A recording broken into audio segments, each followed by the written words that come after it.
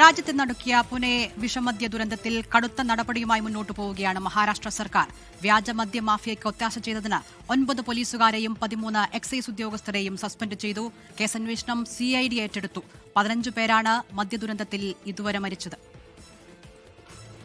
ഉദ്യോഗസ്ഥരുടെ മുന്നിൽ പരസ്യമായി നടന്നിരുന്ന വ്യാജമദ്യ കച്ചവടം വൻ ദുരന്തത്തിലേക്ക് നയിച്ചതോടെ ഉണർന്ന് സർക്കാർ. പൂനെയിലെ ഹഡാപ്സറിലും പിംപ്രി ചിഞ്ചുവാദിലുമാണ് വ്യാജമദ്യ ദുരന്തത്തിൽ ആളുകൾ മരിച്ചത്. ഹഡാപ്സറിലെ 3 പോലീസുകാരെയും പിംപ്രി ചിഞ്ചുവാദിലെ 6 പോലീസുകാരെയുമാണ് സസ്പെൻഡ് ചെയ്തത്. 13 ജീവനക്കാരെ എക്സൈസും സസ്പെൻഡ് ചെയ്തു.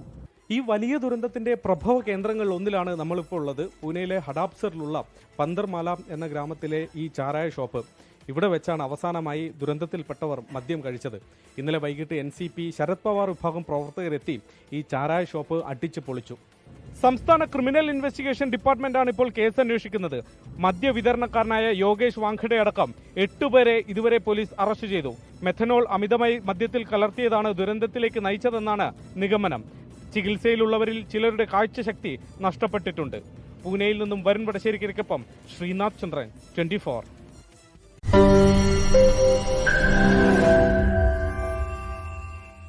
ലോകത്തെവിടെയായാലും ഏത് സമയത്തും 24 വാർത്തകളും ഓഗ്മെന്റഡ് റിയാലിറ്റി പാക്കേജുകളും എക്സ്പ്ലെയിനറുകളും വിശദമായി കാണാൻ ഞങ്ങളുടെ YouTube ചാനൽ നിങ്ങൾക്ക് സബ്സ്ക്രൈബ് ചെയ്യാം.